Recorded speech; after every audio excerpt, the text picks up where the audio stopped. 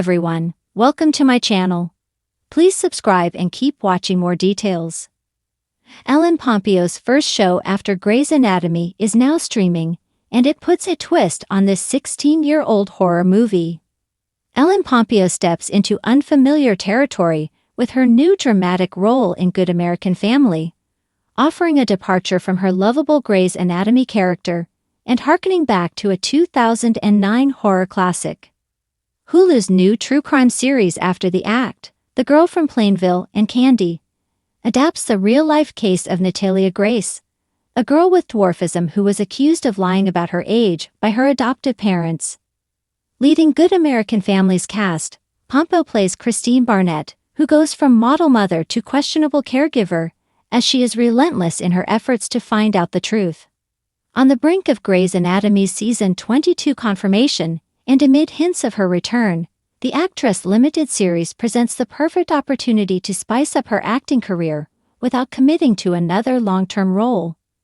Good American Family's first 2 episodes can now be streamed on Hulu, offering an exciting watch for both true crime enthusiasts and Pompeo fans. Best known as the beloved Meredith Grey, Pompeo takes a risky leap into a villainous role that challenges perceptions, in a project that puts a spin on the real case and the 2009 film that preceded it. Ellen Pompeo's first TV role after Grey's Anatomy ends her exclusive run with the show, where she starred for 18 seasons and made cameos in 3 more. In A Good American Family, she portrays a Midwestern wife and devoted mother who believes she was put on this earth to build a world where all kids can feel safe. At first glance, Christine Barnett appears to share Meredith's caring nature and sharp observational skills. However, if the limited series title is any indication, the so-called Good American Family, at its center, may not be as good as it seems.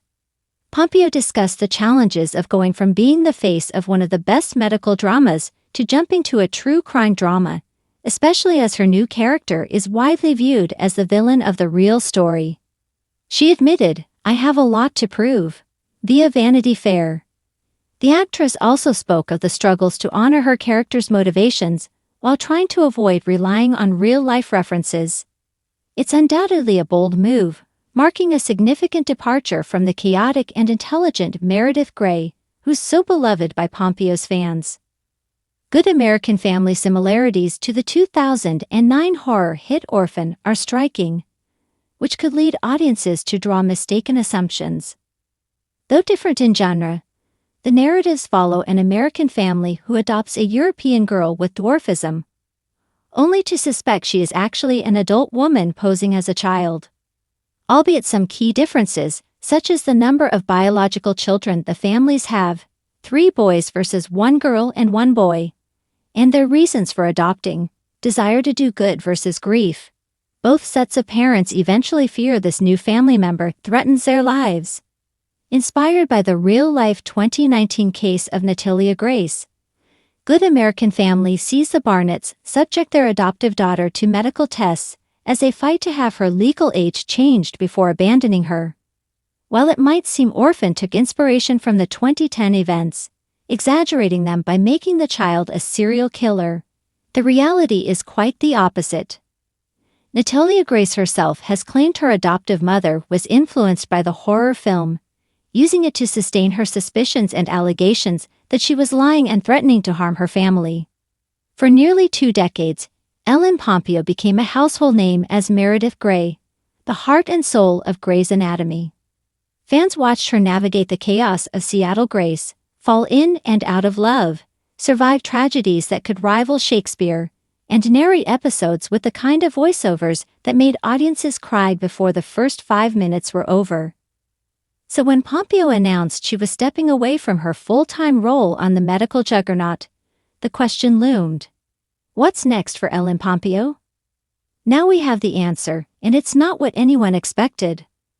Pompeo's first leading role since leaving Grey's Anatomy is finally streaming, and instead of a romantic drama or another character-driven medical story, she's diving headfirst into horror. Not just any horror either. This new project is a bold reinterpretation of a cult classic from 2009, that left audiences whispering about its shocking ending. Pompeo is starring in a reimagined television adaptation of Orphan, the twisted psychological thriller about a couple who adopts a mysterious child, only to discover a dark secret that flips everything on its head. The original film became infamous for its jaw-dropping reveal. The seemingly innocent 9-year-old girl was, in fact, a 30-something woman with a rare medical condition, manipulating her way into families' lives with deadly consequences. The show doesn't simply retell the same story, though. Instead, it reimagines the narrative through the eyes of the adoptive mother, played by Pompeo. This perspective twist gives the series a fresh emotional backbone, elevating it beyond horror into a layered character study about trust, grief, and maternal instinct gone awry. Pompeo's transition from Meredith Grey to horror heroine. Ellen Pompeo built her career on emotional depth and resilience. Meredith Grey wasn't just a doctor, she was a survivor, an underdog, and a deeply human character whose struggles resonated with millions.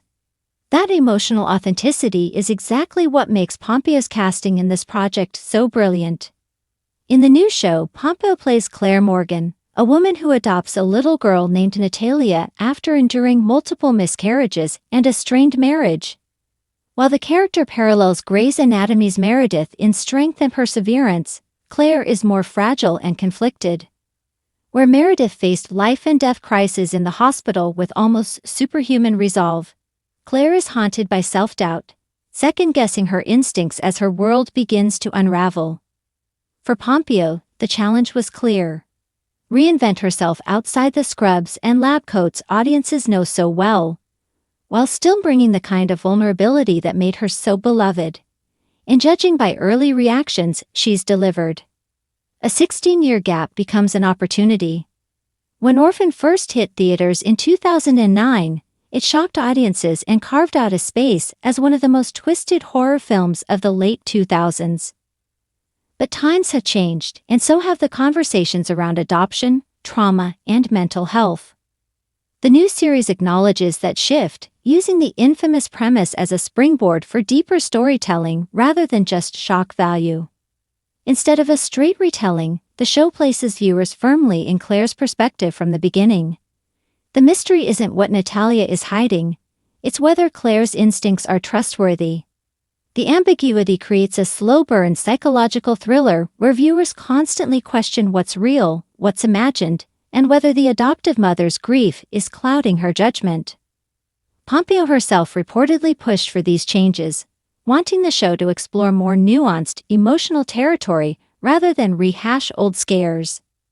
That decision gives the series both gravitas and timeliness, transforming a 16-year-old horror concept into something that feels urgent and relevant.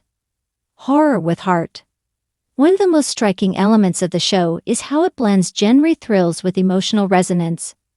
Horror is often about shock, gore, and jump scares, but Pompeo's series leans into the psychological, examining the fears every parent carries: fear of failing their child, of misreading their needs, of bringing harm into their home without realizing it. Pompeo's Claire is a woman on edge, desperate to believe she's finally found the family she's always dreamed of, but unable to ignore the gnawing suspicion that something is terribly wrong. The tension doesn't just come from Natalia's unsettling behavior. It comes from Claire's internal battle to trust her own instincts. The result is a series that feels less like a horror spectacle and more like a haunting family drama with sharp edges. It's not about running from monsters in the dark. It's about questioning whether the monster lives inside your own house and whether you're strong enough to face it.